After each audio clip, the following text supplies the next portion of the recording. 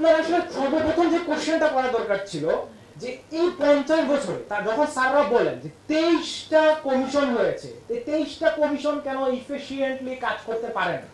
23টা আমরা কথা শেষ করতে দেন, কথা শেষ করতে প্লিজ প্লিজ প্লিজ প্লিজ। আচ্ছা আপনারা কথা শেষ করতে দেন না, না প্লিজ না শুনেন।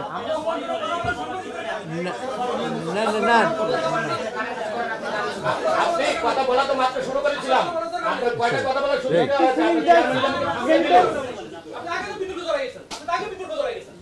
না স্টপ